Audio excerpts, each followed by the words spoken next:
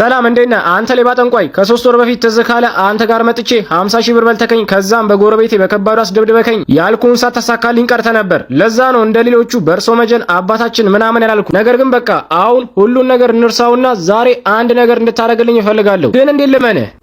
እንዴ ኮጆ አይዞ ምንም ሐሳብ አይግባ። ያው ላንተ ከዚህ በፊት የፈለከው ነገር በእኔ ምክንያት ሳይሳካልህ ቀርቷል። ነገር ግን ከዚህ በኋላ እመነኝ እኔ አንተን ለመካስ ዝግጁ ነኝ። አይዞ ምንም እንዳያሳስበ። በአሁኑ ያልከው ነገር በሙሉ ይደረግልሃል። ከዛ ራስ ታመሰግነኛለህ። በቃ አሁን ሽንት ቤት ደርሼ ልምጣና እንዲደረግልህ የምትፈልገውን ነገር ትነግረኛለህ። መጣው አይ አሁንም የሌባ ጠንቋይ እንደ ጅል ነው የሚያስበኝ። ቆይ ባለፈው የወሰደብኝን 50 ሺህ ብርና እንደዛ በጎረቤት ያስደበደበኝን እንዲህ በቀላሉ የተውኩለት መስሎታል። በቃ ዛሬማ እኔ በተለይ ይህንን የማይረባ ጠንቋይ ለስራው አስከፍለዋለሁ። ደግሞ አሁንማ ጭራሽ አይፎን ስልክ ሳይቀር ገዝቷል። በቃ ዛሬማ አይፎኑን ሰርቄ በተራዬ አሳብደዋለሁ። ለማንኛውም አሁን ሳይመጣ በፊት የጠንቋዩን አይፎን ስልክ ሰርቄ ከዚህ ልጥፋ።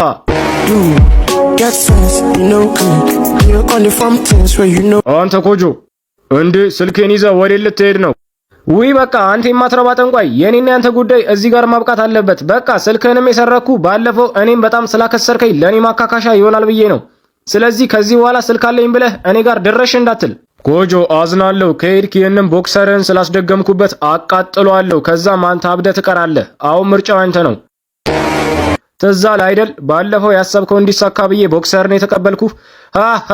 አይ ኮጆ መጀመሪያም አንተ ሌባ ጠንቋይ ስትለኝ እኔ ላይ የሆነ መጥፎ ነገር እንዳሰብክ ጠርጥሬ ነበር። ያው አሁን ከኔ ማምለጫ ምንም አማራጭ ስለሌለ መነፋረቅን ብታቆም ይሻላል። ካልሆነ ግን እዛ ጋር ካሉት ገረዶቼ ጋር የእጅህን ሰጥቼ ወደ ሲኦል ልካለሁ። በነገራችን ላይ ኮጆ ቦክሰርን አቃጥዬ አሳብዳለሁ ያልኩ ያው ፈርተህ ወደ እኔ እንድትመጣ ነበር። ለዛ ነው ብዙ ሰዎች እኔ ጋር ሲመጡ ቦክሰራቸውን የምቀበላቸው። ከዛም እንዳንተ ሲያስቸግሩ ቦክሰራቸውን እያሳየው አስፈራራቸዋለሁ። ለማንኛውም ኮጆ አንተ የኔን ውድ አይፎን ስልክ ለመስረቅ በመሞከርህ ከዚህ በኋላ የኔ ገረድ እንድትሆን ወስኜብሃለሁ። ባይሆን አንድ አማራጭ ልስጥ። የኔ ግራ አጣቢ ትሆናለህ ወይስ ከሰል አራጋቢ? የኔ ቡና አፊ መሆን ትችላለህ። ምርጫው ያንተ ነው። ሄይ እባክህ ለምን እባክህ አባቢ በርሶ መጀን የዛሬን ብቻ ማረኝ። እኔ በቃ ያንተ ስልክ መስረቅ አልነበረብኝም።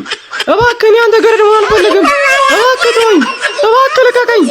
ወይኔ የማንም ጠንቋይ በቀለጃ ነው። እሺ ቤቲ በአፍሪካ የተረጋጋ ኢኮኖሚ ያላት ሀገር ማናት? ጋምቢያ። እሺ በጣም ጎበዝ። አንተ ደነዝ የተረጋጋ ሰላም ያላት ሀገር ማናት? ሶሪያ። አንተ ጀዝባ ሱሪያ የተረጋጋ ሰላም አላት? እሺ ቤቲ በኢትዮጵያ ብቻ የሚገኝ ብርቅዬ እንስሳ ማን ነው? ዋሊያ። እሺ አንተ በናይጄሪያ ብቻ የሚገኝ ብርቅዬ እንስሳት ማን ነው? ጉንዳን። አንተ ድንጋይ ጉንዳን ሁሉም ቦታ አይደል የሚገኘው? እሺ ቤቲ የቀድሞ የግብጽ ፕሬዝዳንት ማን ይባላሉ? ሁሴን ሙባረክ። እሺ አንተ የሳውዲ ንጉሥስ ማን ይባላሉ? ኢድ ሙባረክ። አንተ ጀዝባ በሉ ይሄ የመጨረሻ ጥያቄ ነው። በተለይ አንተ ደደብ ነግሬሃለሁ። እሺ የዓለማችን ሀያል ሀገር ማናት? ዩኤስኤ። እሺ አንተስ? ዩኤስቢ። በተጨማሪ ዜና መንግስት 5 ልጆች ላላቸው ቤተሰቦች የ50 ሺህ ብር የወር ደመወዝ ጭማሪ እንደሚያደርግ ተዘግቧል። ፍቅር እንደሰማሽው እንግዲህ መንግስት 5 ልጆች ላላቸው አባወራዎች 50 ሺህ ብር ደመወዝ ሊጨምር ነው። እኛ ደግሞ 4 ልጆች ብቻ ነው ያሉን። ይሄን አጋጣሚ ግን ማሳለፍ ስለሌለብን አንድ የደበኩሽ ሚስጥር ልንገርሽ። ውሽማ አለችኝ። ምን አልክ አንተ? ቆይ እንዴት ብትደፍረኝ ነው እንደዚህ አይነት ነገር የምትናገረው? ቆይ አንዴ አስጨርሽኛ። ከሷም አንድ ልጅ ወልጃለሁ። አሁን ልጁን እናምጣውና እድሉ ተጠቃሚ እንሁን። አይ መቼስ በቃ ብሩ ከሚያመልጠኝ ይሻላል። በል በቃ ይዛቸው ነው።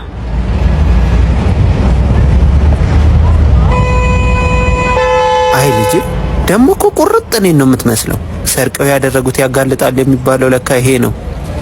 እንደምን ብዬማ ሌላ አንድ መድገም አለብኝ ከሷ። ቆይ ብቻ